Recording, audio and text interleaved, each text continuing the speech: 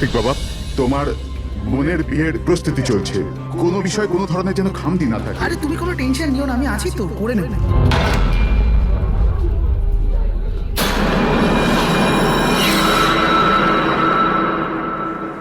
ওহো, বিয়ের বাড়ির ব্যাপার, মেহেন্দির অনুষ্ঠান।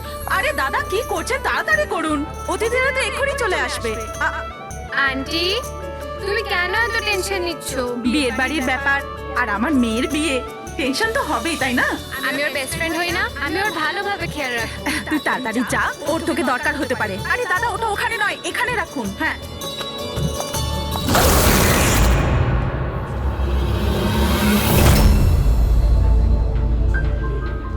ইরা,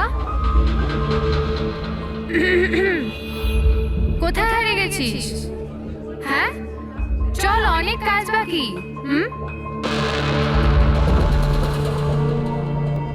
আমি এখনো বলছি যে দেরি বেশি হয়নি, চলো তাড়াতাড়ি যাই এখান থেকে। আরে আমাদের ছেলের ইরার থেকেও ভালো মেয়ে পাওয়া যাবে। আরে কি সেই একই কথা বলে যাচ্ছ? তোমার যদি জানা না থাকে জেনে ও বুঝে নাও, আমার ছেলে ইরাকে খুব ভালোবাসে এবং ওকেই বিয়ে করবে ঠিক করেছে। হ্যাঁ হ্যাঁ কার্তিক, এক্ষুনি আসছি আমি। অমৃতা, কি হয়েছে? তোর ভাই ফোন করেছে, কিছু কাজ আছে, এক্ষুনি আসছি। আর শোন, আজ মেহেন্দি তোর মুখে না একটু স্মাইল রাখ।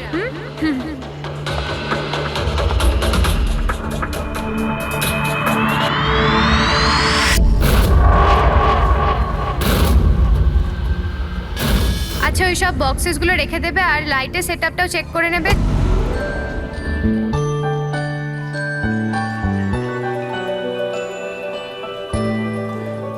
কি ব্যাপার? হ্যাঁ, খুব সুন্দর লাগছে আজকে। এরকম নয় তো যে বর এসে তোমাকেই না চেয়ে বসে। Very funny Lalit.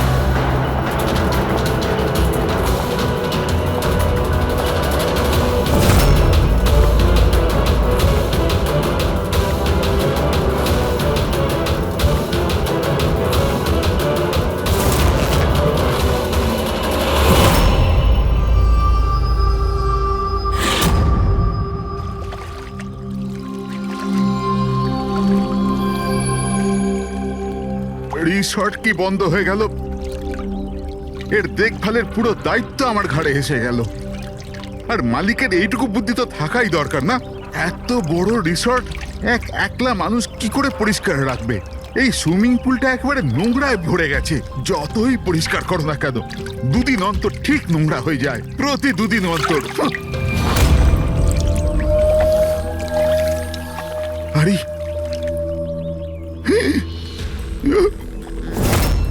আরে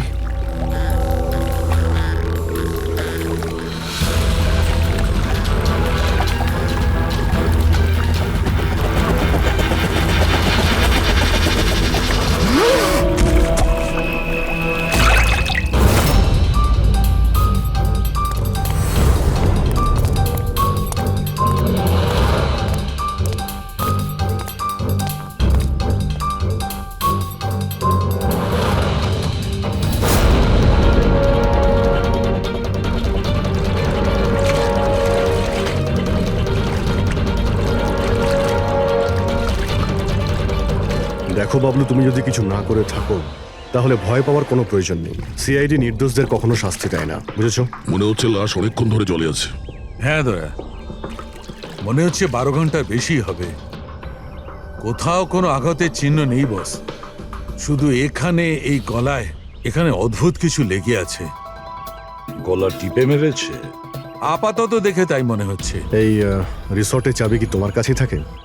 না স্যার, মালিকের কাছেও একটা আছে। তুমি গেটটা দেখাও তো। পঙ্কজ, দেখো তো, একটু ভালো করে চেক করো, দেখো কিছু পাওয়া যায় কিনা।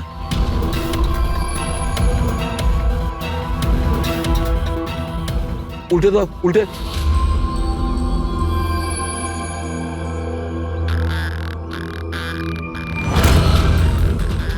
স্যার, এ তো ট্যাক্সির বিল দেখছি। ইনি কাল রাত্রে ডোমেস্টিক এয়ারপোর্ট থেকে ট্যাক্সি ধরেছিলেন। পঙ্কজ, এই লাশটার ফটো তুলে এয়ারপোর্ট সিকিউরিটিকে দেখাও আর এর পরিচয় জানো। তালা তো ভাঙা নেই, তার মানে হলো কেউ চাবি দিয়ে খুলে ভিতরে ঢুকেছে, বা হয়তো অন্য কোনোভাবে। হতে পারে স্যার এই রিসর্টেরই কোনো কোণাতে এই অপরাধটা হয়েছে। বা হতে পারে দয়া ওকে এখানে মেরেই এখানে ফেলে দিয়েছে, বা অন্য জায়গায় মেরে ওর লাশটাকে এখানে ফেলে রেখেছে। পুরবী, এত বড় একটা গেটের উপর দিয়ে লাশকে নিয়ে ঝাঁপ দেওয়া অসম্ভব মনে হচ্ছে। অন্য কোনো রাস্তা দিয়েই ও লাশ নিয়ে ভিতরে এসেছে। কিন্তু স্যার ভেতরে আসবার জন্য অন্য কোনো রাস্তা নেই এটা ছাড়া। আরে তুমি আমাদের কাজটা করতে দাও না, এদিকে এসো।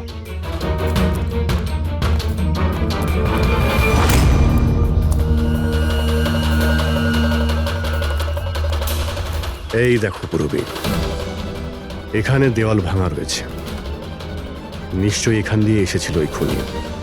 তাহলে তো স্যার এখান থেকে কোনো সূত্র পাওয়া যেতে পারে।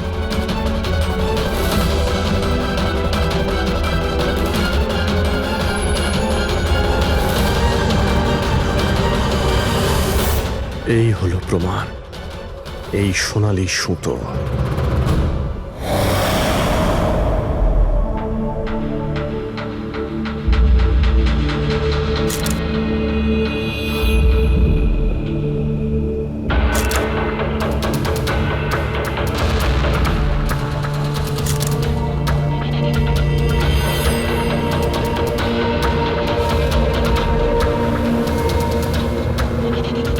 আশ্চর্য ব্যাপার, একটা অদ্ভুত জিনিস লেগে আছে এর গলার উপরে।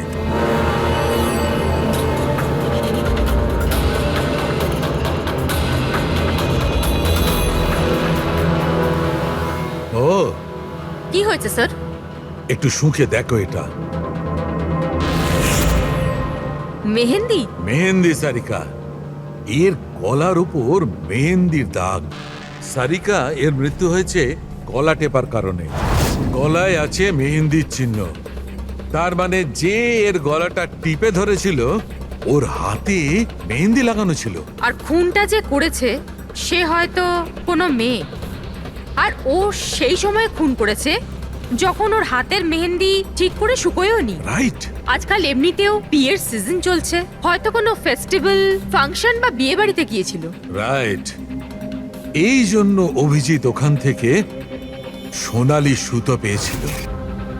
হয়তো কোনো দামি ড্রেসে যেটা পরেও পার্টিতে যাচ্ছিল।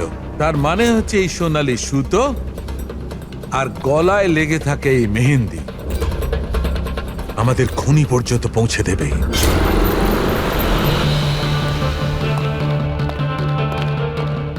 স্যার, এ হলো প্রীতি, শহরের খুব নামকরা মেহেন্দি এক্সপার্ট। দেখো মা, আমি চাই যে তুমি লাশটাকে দেখো, আর এর গলায় যে মেহেন্দি লেগে আছে, যার দাগটা আমরা দেখতে পাচ্ছি, সেটার ব্যাপারে আমাদের ইনফরমেশন দাও। ডোন্ট ওয়ারি, ভয় পাবার কিচ্ছু নেই, আমরা সবাই এখানে আছি।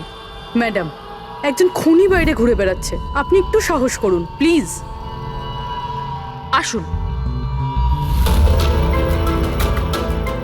আমার মনে হচ্ছে কোনো মেহেন্দি পরা হাত এর গলাটা টিপেছিল। ভালো করে দেখুন একটু। আর কিছু মেহেন্দি ভিকটিমের চুলেও লেগে রয়েছে, মাথার পেছন দিকে। মেহেন্দির টেক্সচার খারাপ হয়ে গেছে, কিন্তু এটা মনে হচ্ছে যে এই মেহেন্দিটা হাত দিয়ে লাগানো হয়েছে। হাত দিয়ে? হ্যাঁ স্যার, বেশিরভাগ লোক আলাদা আলাদা ডিজাইন বানানোর জন্য স্টেন্সারের ব্যবহার করে। এই ডিজাইন স্টেনসিলে নয়, হাত দিয়ে করা হয়েছে। হ্যাঁ স্যার। আচ্ছা, আপনি প্লিজ 1 মিনিট এদিকে আসবেন।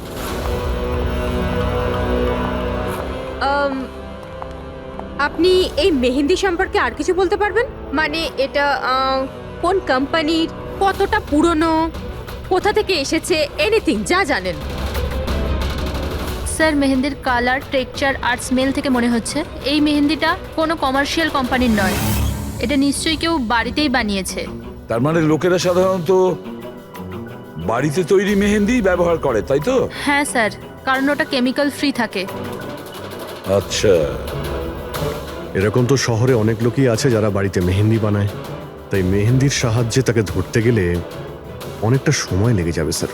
স্যার, হ্যাঁ স্যার ভিক্টিমের ব্যাপারে জানতে পেরেছি। হ্যাঁ, একে? স্যার, ওর নাম দীপেন, দিল্লিতে থাকতো। আর আমি লোকাল পুলিশকে বলে দিয়েছি যে ওর বাড়ির লোককে যেন খবর দিয়ে দেয়। গুড। আচ্ছা প্রীতি, আরো একটু দেখুন যদি আমাদের কিছু বলা যায়।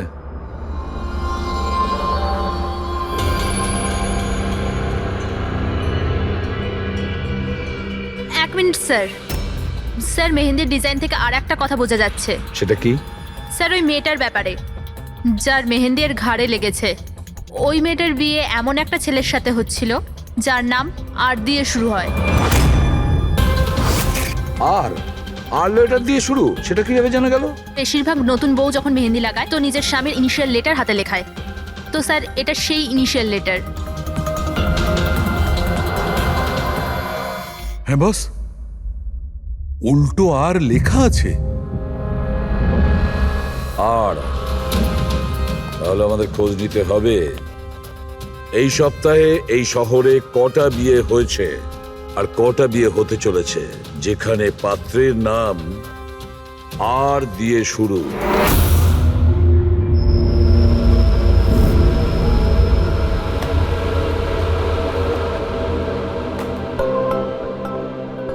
অদ্ভুত স্যার, এই মাসে 120 জনের বিয়ে, একই মাসে এতজনের বিয়ে। হ্যাঁ পঙ্কজ, এখন বিয়ের ভালো লগ্নসা আছে। যদি তুমি বিয়ে করো তো সময়টা একদম ঠিক। আরে বিয়ে আর কি করে করবো স্যার? কি হলো, কজন পাত্রের নাম পেলে? হ্যাঁ স্যার, সব মিলিয়ে 12 জন আছে যেখানে পাত্রের নাম আর দিয়ে শুরু হয়। আচ্ছা, হ্যালো, হ্যাঁ হ্যাঁ হ্যাঁ হ্যাঁ স্যার, এর গাড়ি তো দেখছি একটা শব্দেই আটকে আছে। হ্যাঁ হ্যাঁ হ্যাঁ হ্যাঁ হ্যাঁ ওকে ওকে, থ্যাংক ইউ স্যার। হ্যাঁ পঙ্কজ। দিল্লি থেকে অফিসার ফোন করেছিলেন। উনি বলছিলেন যে দীপেনের বাড়িতে গিয়েছিলেন কিন্তু কেউ ছিল না, আর প্রতিবেশীকে জিজ্ঞেস করে জানতে পেরেছেন ওর একটা বোনও আছে। শালিনীর নাম্বার দিয়েছেন উনি? হ্যাঁ স্যার, পাঠিয়েছেন। আর উনি বলছিলেন যে দীপেন মাত্র 4 মাস আগেই ওখানে শিফট হয়েছে। একটা মেয়ের সঙ্গে ব্রেকআপ করে আর অন্য কারোর সঙ্গে বিয়ে করে নেয়। এই জন্য শালিনীর সঙ্গে ওর ঝগড়া হয় আর সেই জন্য এখানে চলে আসে। কি নাম বললে ওই মেয়েটির যে দীপেনকে মনে আঘাত দিয়েছে? ইরা। ইরা? স্যার হতে পারে কালকে রাত্রে দীপেন ইরার বিয়ে পণ্ড করতে এসেছিল এখানে, আর ইরা ওকেই মেরে দিয়েছে। আচ্ছা, এই ওয়েডিং কার্ডসে ইরা নামের কোনো মেয়ের কার্ড আছে?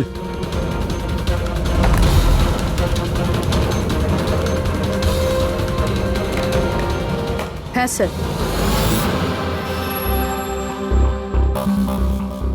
ইরা ওয়েডস রোহিত, এই দেখুন। এই দেখো,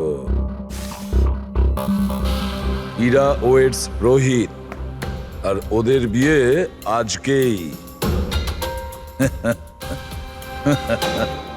একটু ওই বিয়ে বাড়িতে গিয়ে দেখো কনের গায়ে মেহেন্দি কতটা রাঙিয়েছে।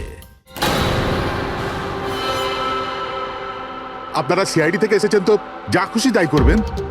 আইনের নামে কারুর বিয়ে আটকাবার অধিকার কে দিয়েছে আপনাদের? না না, আমরা এখানে কারো বিয়ে থামাতে আসিনি। আমরা এখানে এসেছি তদন্ত করার জন্য।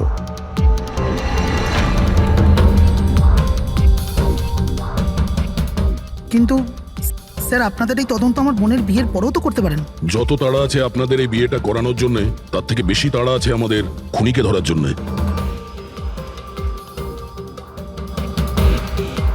একে চেনেন আপনারা?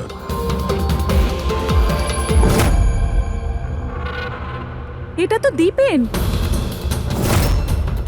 মানে চেনেন কি করে?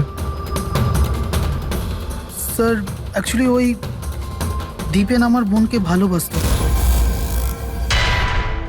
কিন্তু কিছুদিন আগে ওদের ব্রেকআপ হয়ে যায়। আমি বলেছিলাম না যে চলো ফিরে যাই, কিন্তু আমার কথা শুনছে না কে? দেখো এবার সিআইডিও চলে এসেছে।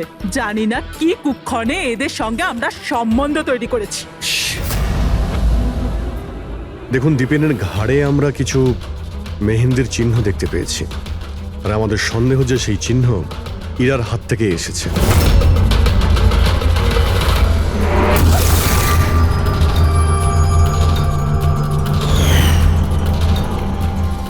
পুরবি একবার দেখে নাও তো।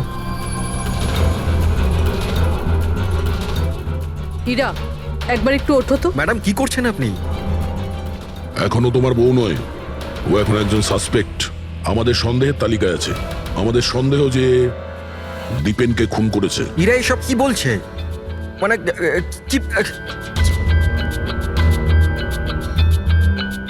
তোমার হাতটা দেখাও।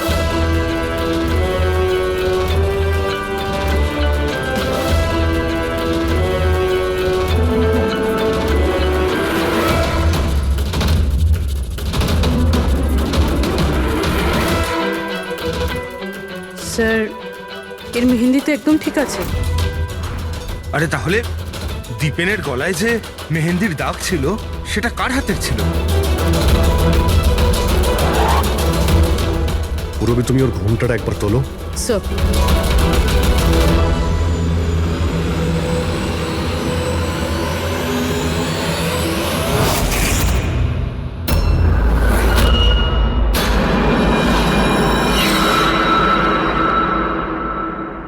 অমৃতা, তুমি এই মণ্ডপে কি করছো? আর আমার মেয়ে ইরা কোথায় বলো? অমৃতা? এ কে? এ আমার মেয়ের বন্ধু হয়। ও, মণ্ডপ থেকে তাহলে কোণে উধাও, আর কোণের জায়গাতে তার বান্ধবী বিয়ে করছে। এসব কি হচ্ছে এখানে?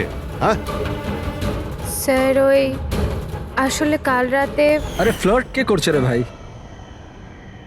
আমি তো তোমার প্রশংসা করছি। আচ্ছা তাই নাকি? প্রশংসা করছো? হ্যাঁ, তুমিও না, একদম পাল্টাবে না।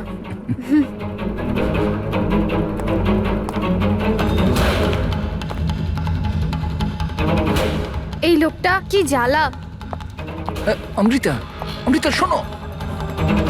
কার্তিক, কি হলো? ওই আমি এক্ষুনি দীপেনকে দেখলাম, ও ইরাকে টেনে নিয়ে যাচ্ছিল। দীপেন? হ্যাঁ। ওর এত সাহস কোথায়? ও ওইদিকে চলো।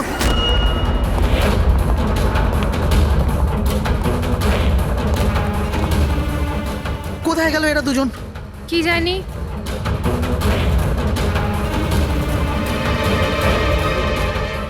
এটা তো ইরার ফোন। পাওয়া যায়নি ওকে? না স্যার, ওদের পাইনি। তো দীপেন এখানে এসেছিল আর ইরাকে জোর করে নিয়ে গেছে, কিডন্যাপ করে। স্যার, কিডন্যাপ তো বলা যায় না, কিন্তু কিডন্যাপ বলা যাচ্ছে না মানে? ওই অমৃতা, এটা একটা মার্ডার কেস, আর সিআইডির কাছ থেকে কিছু লুকোনোর চেষ্টা করলেও সেটা খুব খারাপ হবে। অমৃতা, যা জানো সত্যি সত্যি বলো। স্যার, স্যার সত্যি তো এটা যে ইরা এই বিয়েটা করতেই চাইছিল না। ও তো দীপেনকে ভালোবাসতো। ও তো শুধু বাড়ির লোকেদের চাপে পড়েও এই বিয়ের জন্য রাজি হয়েছিল। অমৃতা, চুপ করো। আমি তো আগে থেকেই জানতাম এরা হলো 420। আর কি কি রহস্য রয়েছে যা এখনো সামনে আসতে চলেছে? এখানেই বলবেন নাকি সিআইডি ব্যুরোতে গিয়ে চা খেতে ইচ্ছে করছে? হ্যাঁ স্যার, ব্যাপারটা হলো গত কমাস ধরে আমার ব্যবসা ঠিকঠাক চলছে না। আমার প্রচুর লোকসান হয়ে যাচ্ছিল। সুশীল বাবু আমার বিজনেসটাকে স্টেবল করবার জন্য প্রচুর সাহায্য করেছে। তো নিজের মেয়ের বিয়ের ডিল করেছিলেন আপনি, যাতে আপনার ডুবে যাওয়া বিজনেসটা আবার ভালো মতো দাঁড়িয়ে যায়, কি? তাই ইরা উধাও হয়ে যাওয়ার পর অমৃতাকে এই মণ্ডপে বসিয়েছেন, যাতে কোনোভাবেই এই বিয়েটা না আটকায়। বাহ! আর অমৃতা, তুমি এই পুরো ষড়যন্ত্রে এত সহজেই যোগদান করলে? আমি এসব কিছুই জানতাম না। আমাকে তো কার্তিক বলেছিল যতক্ষণ ইরাকে পাওয়া যাচ্ছে না আমি এখানে বসে থাকি। এখনই তো 7 পাক হতো, তারপর বিয়েও করে নিতে আমাকে ঠকিয়ে। না, আমি মণ্ডপ থেকে বেরোতেই যাচ্ছিলাম, আর তখনই সিআইডি এখানে চলে এলো, আর সত্যি সবার সামনে চলে এলো। অর্ধেক সত্যি তো সামনে এসছে, আর বাকি অর্ধেক সত্যি সামনে আসবে যখন এটা জানা যাবে যে দীপেনকে মারার পর ইরা কোথায় চলে গেছে। আমার মেয়ের উপর মিথ্যে অপবাদ দেবেন না স্যার। ও তো দীপেনকে ভালোবাসতো, ও কেন খুন করবে ওকে? যদি আপনার মেয়ে নির্দোষ হয় তাহলে ও বাড়িতে ফিরে আসেনি কেন? দীপেন খুন হওয়ার পর থেকে ও নিখোঁজ হয়ে গেছে কেন?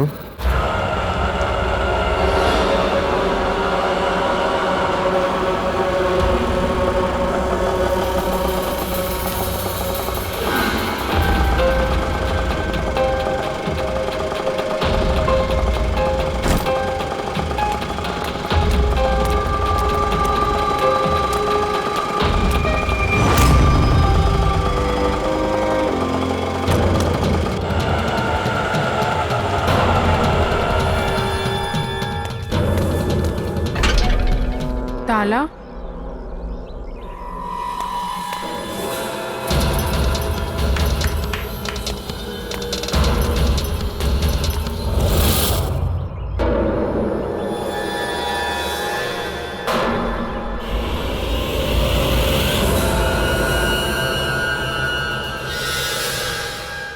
দেখো বস, ইরা নিজের মেহেন্দি পরা হাত দিয়ে দীপেনের গলা নিশ্চয়ই ধরেছিল, কিন্তু দীপেনের মৃত্যু ইরার হাতে হয়নি।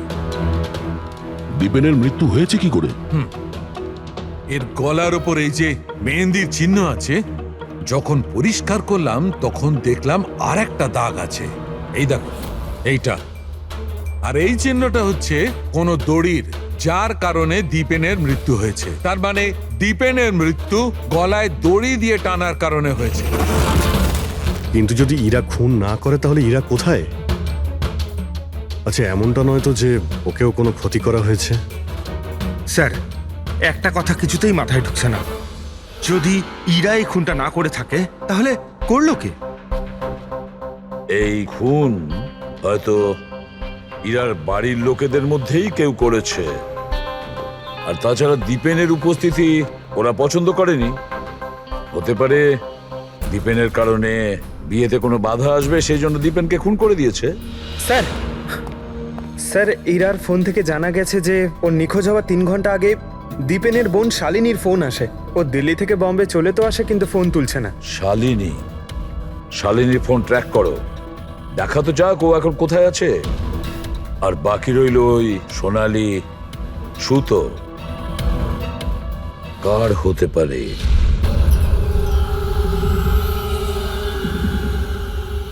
আমাকে আপনারা বলবেন এসবের মানেটা কি? আর আপনারা এই মেহেন্দি অনুষ্ঠানের জামা কাপড়গুলো এনেছেন কেন? দেখুন, আমরা কিছু সোনালি সুতো পেয়েছি ক্রাইম সিন থেকে। আর ওই সোনালি রঙের সুতো যার কাপড়ের সঙ্গে ম্যাচ হয়ে যাবে, খুনি সেই। ইরাকে সন্দেহ করছিলেন, কি ওই সন্দেহ দূর হয়ে গেছে? হ্যাঁ, আপাতত তো ধরে নিন যে ওই সন্দেহটা দূর হয়ে গেছে, কারণ দীপেনের মৃত্যু দড়ি দিয়ে শ্বাসরোধ করে হয়েছে, ওই মেহেন্দি লাগানো হাতে নয়। তার মানে আপনাদের এটা মনে হচ্ছে যে খুনি আমাদের মধ্যে থেকে কেউ বোধহয় করেছে? কারেক্ট। এখন শুধু সেটাই দেখতে হবে যে ওই সোনালি রঙের সুতো কার কাপড়ের সঙ্গে ম্যাচ করে। আশ্চর্য, রেশমের ছোট ছোট টুকরো থেকে আপনারা এত বড় একটা সিদ্ধান্ত নেবেন। জানি না ওই টুকরোটা ম্যাচ করবে কিনা। অদ্ভুত কথা তো আপনি বলছেন রাজন বাবু। আপনার হঠাৎ খুব অসুবিধা হচ্ছে? উল্টে আপনার খুশি হওয়ার কথা যে আমরা আপনার মেয়েকে এবারে সন্দেহ করিনি।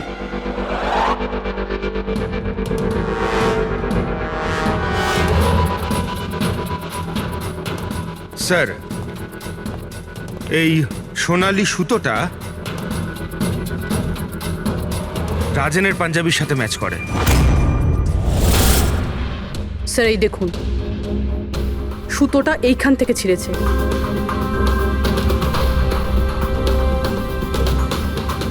আমি বলছি আপনাদের, ওই রাতে আমি দেখেছিলাম দীপেন আর ইরাকে একসাথে। তুমি কেন বুঝতে পারছো না? আমি তোমাকে ছেড়ে বাঁচতে পারবো না আমি বাঁচতে। আর তুমি আমাকে ছাড়া অন্য কাউকে কি করে বিয়ে করছো? যখন আমি নিচে পৌঁছলাম তো ওরা দুজন চলে গিয়েছিল। আর দীপেনের ঠিকানা ইরার পুরনো চিঠি থেকে আমি পেলাম। তারপরে আমরা ওর পুরনো বাড়িতে গেলাম।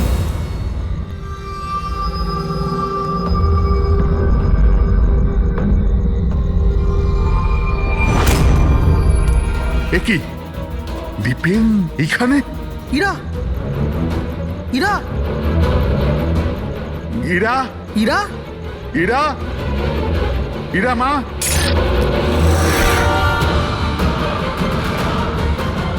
বাবা, এই দেখো, দীপেন ওর ফোনে ওর মৃত্যুর কারণ লিখেছে। কি লিখেছে এখানে? ইরা কে ছাড়া না আমার জীবনের কোনো মানে আছে না লক্ষ্য। এরা আমার যদি না হয় কারোর হবে না। বিদায়। ও যদি আমার না হয় তাহলে কারোরই হবে না। আচ্ছা, এমনটা নয় তো যে দীপেন মারা যাওয়ার আগে ইরাকে কোনো ক্ষতি করে দিয়েছে?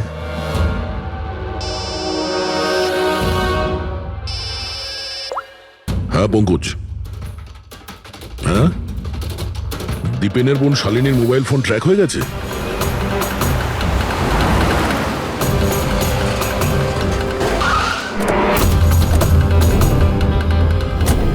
শালিনীর মোবাইল ফোনের নেটওয়ার্ক অনুযায়ী ও তো সকালেই এসে গেছে এখানে।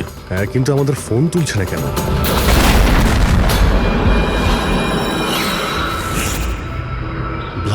শালিনী, শালিনী, শালিনী, শালিনী, শালিনী, শালিনী।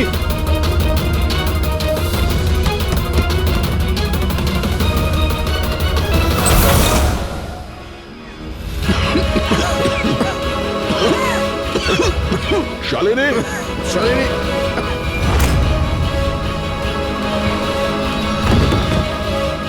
শালিনী, শালিনী।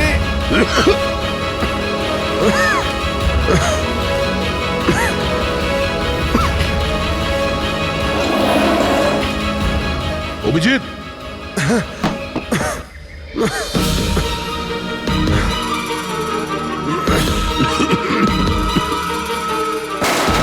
অভিজিৎ সাবধানে।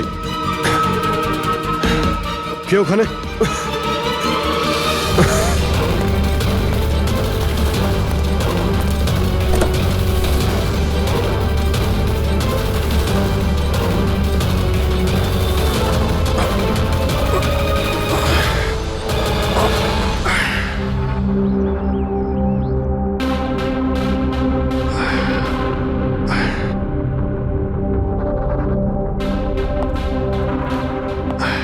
হ্যাঁ অভিজিৎ, দয়া, এবার চোখ ঠিক আছে? হ্যাঁ স্যার, ঠিক আছে। এটা তো ভালো হয়েছে স্যার, আমরা ওই বিষাক্ত গ্যাসে বেশিক্ষণ থাকিনি। কিন্তু স্যার, শালিনী আর ইরার অবস্থা খুব একটা ভালো নয়, ডক্টর ওদের দেখছে। কোন বিষাক্ত গ্যাস ছিল ওখানে? স্যার সেটা তো জানি না, কিন্তু আমার মনে হচ্ছে টাইম স্মোক বোম ছিল ওখানে। এই দীপেন স্যার পুরো প্ল্যান করে রেখেছিল। আত্মহত্যার পরে ও ইরাকে ওর রাস্তা থেকে সরাতে চেয়েছিল। হ্যাঁ স্যার, ও তো সুইসাইড নোটে লিখেও ছিল যে ইরা যদি ওর না হয় কারোর হবে না। স্যার, হ্যাঁ ডক্টর, ইরা কেমন আছে? স্যার ও এখন আউট অফ ডেঞ্জার, কিন্তু ওর এখনো জ্ঞান ফেরেনি। আচ্ছা, আর Shalini? I am sorry sir, আমরা ওকে বাঁচাতে পারিনি।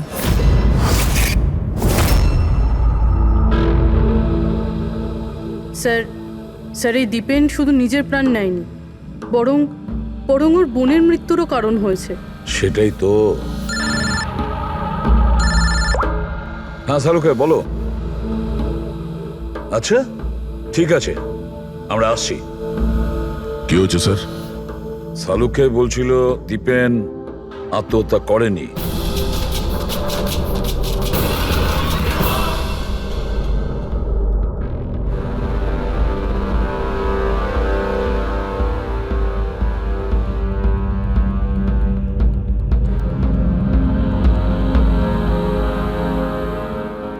আরে বলে ফেলো না শালুকে, একবার ফাইনালি বলে দাও, দীপেন আত্মহত্যা করেছে নাকি ওকে খুন করা হয়েছে? বস, আমি জানি যে তোমরা খুবই বিরক্ত হচ্ছ। তোমাদের মনে হচ্ছে শালুকে কোনো কথাই বলছে না। কখনো বলছে ইরা দীপেনকে হত্যা করেছে, কখনো বলছে যে দীপেনের হত্যা ইরা করেইনি, কখনো বলছে দীপেন আত্মহত্যা করেছে, কখন বলছে দীপেন আত্মহত্যা করেনি। কিন্তু আমি কি করব ভাই, এই কেসটার সূত্র খুব অল্প অল্প করে আসছে। আরে স্যার, যে প্রমাণ পেয়েছেন সেটা নিয়ে কিছু বলুন না। দেখো বস, যখন কোনো মানুষকে ফাঁসির দড়িতে ঝোলানো হয় আর যখন দড়িটায় টান পড়ে তখন ও শ্বাস বন্ধ হতে থাকে, আর তখন সে শ্বাস নেওয়ার জন্য ছটফট করে, তার ঘাড়টা নড়তে থাকে, আর ঘাড় নড়ার কারণে ফাঁসটা চেপে বসে, আর ওর ঘাড়ের ঠিক পেছন দিকে ওই ফাঁসির দড়ির গিঁটের চিহ্নটা দেখা যায়।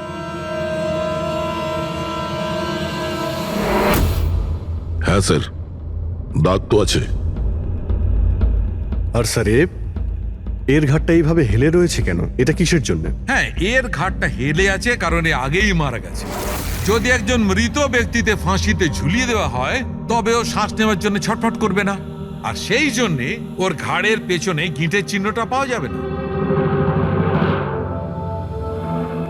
না, এর পিছনে তো কোনো চিহ্ন নেই। কারণ ঘাড়টা গিঁটের সংস্পর্শে আসেইনি। তুমি নতুন কি আর বললে? আমরা কি এগুলো জানি না? দেখো শালুকে, তুমি শুধু এটা বলো, দীপেনের ঘাড়ের পিছনে ফাঁসির দড়ির গিঁট আছে, হ্যাঁ কিংবা না? দীপেনের ঘাড়ের পেছনে দড়ির গিঁটের চিহ্ন নেই। এসো আমি দেখাচ্ছি। এই দেখো বস, দীপেনের ঘাড়ের ওপর কোনো চিহ্ন নেই। ও, তার মানে খুনি আমাদের ভুল বোঝাচ্ছিল।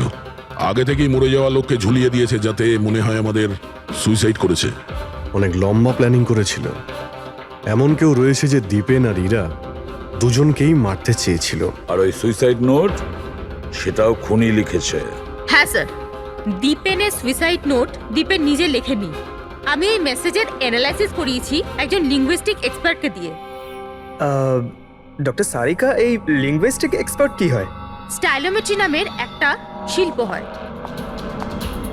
যেমন ধরুন, যেমন প্রত্যেক মানুষের আঙ্গুলের ছাপ আলাদা আলাদা হয়, ঠিক তেমনই তার হাতের লেখা স্টাইল, তার ধরন আলাদা আলাদা হয়। প্রত্যেকটা মানুষের লেখার ধরন আলাদা। কেউ অক্ষরগুলোকে একটু ছোট ছোট লেখে, কেউ অক্ষরগুলো বড় বড় লেখে, মাঝখানে অনেকটা ফাঁকা থাকে। কেউ একদম সোজা লাইনে লেখে, কেউ এবড়ো খেবড়ো লেখে। কিছু লোক প্রত্যেকটা অক্ষরে পরে কমা দেয়, যেমন ফ্রেডি দিয়ে থাকে। সবার লেখার ধরন আলাদা আলাদা। এক্সপার্ট এগুলোও বলতে পারেন? শুধু এটুকুই নয়, এক্সপার্ট এটাও বলতে পারে যে টাইপ করেছে সে নারী না পুরুষ। তাহলে সারিকা, ওই সুইসাইড নোট দীপেন লিখেছে কি না? না স্যার, আমি দীপেন আর ইরা দুজনের ফোনসে চেক করেছি, তো আমি একজনের সম্পর্কে জানতে পেরেছি যার লেখার ধরন এক্স্যাক্টলি সুইসাইড নোটের সঙ্গে ম্যাচ করছে।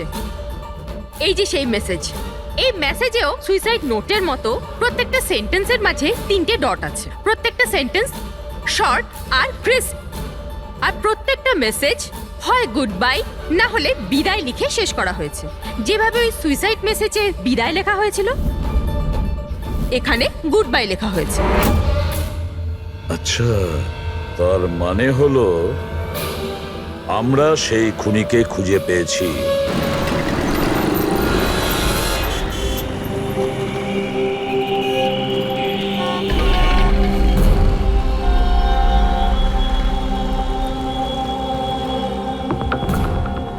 হ্যাঁ, হুমকি দিচ্ছি, কি করবি তুই? সিআইডির সামনে কাউকে হুমকি দেওয়া ভালো কথা নয়। কিন্তু আমি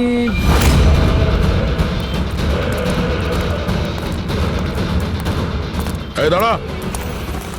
আরে আরে আরে, ললিত বাবু কোথায় পালাচ্ছেন? এটা তো বলে যান যে দীপেনকে খুন করতে গেলেন কেন? এটা এটা আপনি কি বলছেন? আমি কাউকে মারিনি। আচ্ছা, সত্যি কথা বলবি নাকি? বলবি নাকি মাথাটা ঢুকে দেবো নিচে? আমি মেরেছি। প্লিজ প্লিজ আমাকে নিচে নামো।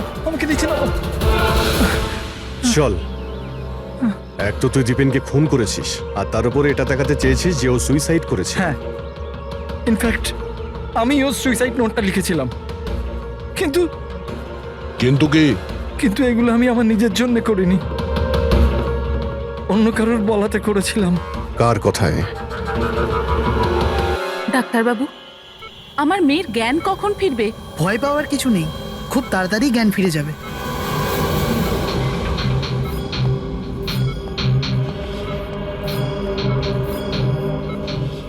ললিত,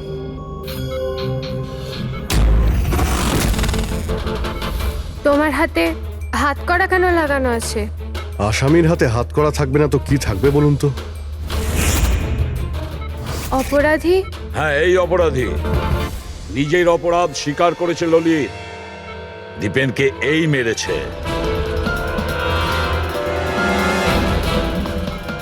ললিত, এনারা সবাই কি বলছেন? আর তুমি কেন করলে এইসব?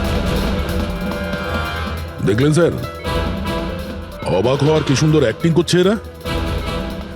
যেখানে সত্যি এটাই যে ললিতকে খুন করতে বলার আসল অপরাধী এখানে এই রুমে উপস্থিত আছে। এটা আপনি কি বলছেন? এখানে আমার মেয়ে জীবন মৃত্যুর সঙ্গে লড়াই করছে, আর আপনি উল্টে আমাদেরই দোষী করছেন। না, এই জীবন আর মৃত্যুর মাঝখানে ঝুলছে না, এ সত্যি আর মিথ্যের মধ্যে ঝুলছে। ও জ্ঞান হারায়নি, সব ড্রামা করছে। কি?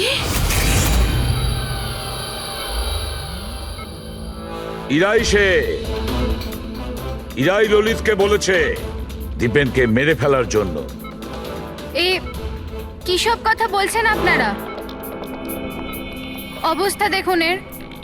আপনাদের মনে হয় যে এ জেনে শুনে বিষের কন্ট্যাক্টে গেছে? স্যার, ইঞ্জেকশন লাগিয়ে দিই? হ্যাঁ হ্যাঁ, নিশ্চয়ই, তাড়াতাড়ি। এটা কিসের ইঞ্জেকশন লাগাচ্ছেন আপনারা? সত্যি কথা বলার, এই ইনজেকশনে একটা কেমিক্যাল আছে যেটা শরীরে যেতেই মানুষ সত্যি কথা বলতে শুরু করে।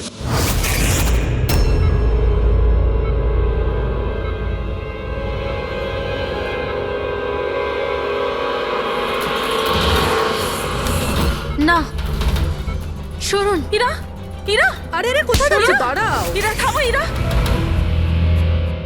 এর মানে হলো যে সিআইডিরা ঠিক কথা বলছেন। আর মিথ্যে বলে কোনো লাভ নেই। এই ললিত তোমার মুখোশ খুলে দিয়েছে। এটা কি করলে ললিত? নিজে ফাঁসছিলে, তার সাথে সাথে আমাকেও ফাঁসিয়ে দিলে। এরা এই প্রতিজ্ঞাটাই তো আমরা করেছিলাম ভালোবেসে, যে আমরা একসাথে বাঁচবো আর একসাথে মরবো। কি তোমরা দুজন একে অপরকে ভালোবাসো? এসব কবে? ইরা, তুই তো দীপেনকে ভালোবাসিস। হ্যাঁ, ও চাইতো, কিন্তু হঠাৎ করে ললিতকে ভালোবেসে ফেলে।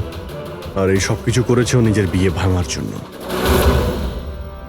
কিন্তু ভাগ্যক্রমে ইরার কাছে শালিনীর কল আসে যে দীপেন ইরার বিয়ে আটকাতে এসছে। আর ইরা খুব বড় প্ল্যান করেছিল। দীপেনের কাঁধে বন্দুক রেখে ও গুলি চালাতে চেয়েছিল। আর আমরা ভেবেছিলাম যে প্রথমে আমরা দীপেনকে মেরে দেবো।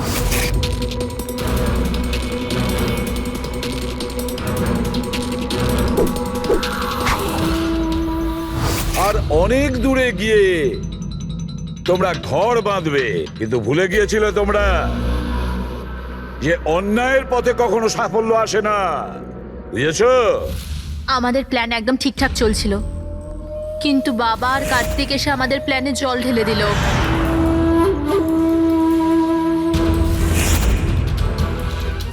আর তারপর আমাদের একটা নতুন প্ল্যান বানাতে হলো। আর ওই নতুন প্ল্যানেও আমার মরার অ্যাঙ্গেলটা ছিলই। বোমের ব্যবস্থা হয়ে গেছে। তুমি বোম ঠিক করে চেক করেছো তো? হ্যাঁ হ্যাঁ, করে নিয়েছি।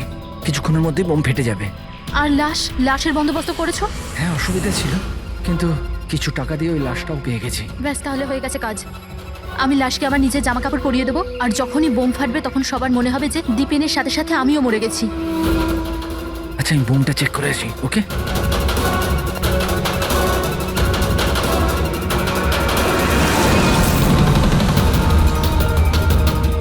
শালিনী,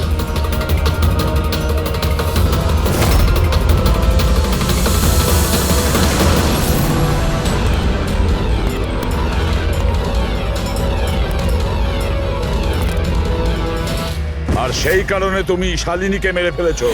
তো আর কি করতাম? সব দেখে নিয়েছিল, কোনো উপায় ছিল না। কিন্তু একটা কথা বোঝা গেল না, যে ওই বিষাক্ত গ্যাস ব্যবহার করেছিলে কেন? বিষাক্ত গ্যাস দিয়ে তো মুখ বদলে যাবে না ওই মর্গের মৃত লাশটার? হ্যাঁ, তাহলে তুমি এটা কি করে ভাবলে যে আমরা ওটাকে তোমার লাশ ভাববো? আমরা বিষাক্ত গ্যাস ব্যবহার করতে চাইনি। আমরা ওই বাড়িটাকে বোম দিয়ে ওড়াতে চেয়েছিলাম, কিন্তু এই ললিত ভুল করে কি বোম নিয়ে এসেছিল যেটা ফাটলই না, ফুস হয়ে গেল। আর এর আগে আমরা আর একটা বোমের ব্যবস্থা করতাম, আপনাদের গাড়ি আসার আওয়াজ আমরা শুনতে পেলাম। তখন আমাদের প্ল্যানটা চেঞ্জ করতে হলো। আর ও আমাকে ওখানেই বেঁধে চলে গেল, যাতে সবার মনে হয় যে অপরাধ আমি করিনি, আমার সাথেই হয়েছে। আর তারপর আমি বাড়ির অন্য একটা দিকে গিয়ে লুকিয়ে পড়লাম, যেখানে কোনো গ্যাস ছিল না। আর তারপর আমি ওখান থেকে প্রাণ বাঁচিয়ে পালালাম। আমরা এটা চাইছিলাম যে আপনাদের যাতে মনে হয় এই সমস্ত কাজকর্ম দীপেন করেছে। ও নিজে তো আত্মহত্যা করে নিল, কিন্তু ইরাকে মারতে অসফল হয়েছিল। নিজেদের জীবনটাকে সুন্দর করবার জন্যে একটা নয়, দুটো নয়, তিনটে প্ল্যান করেছিলে তোমরা। আর দুটো নিরীহ লোকের প্রাণও নিয়েছো তোমরা। এবার জেলের গড়াদের পেছনে পৌঁছতে পৌঁছতে প্ল্যান তৈরি করো ফাঁসি থেকে নিষ্কৃতি পাওয়ার জন্য।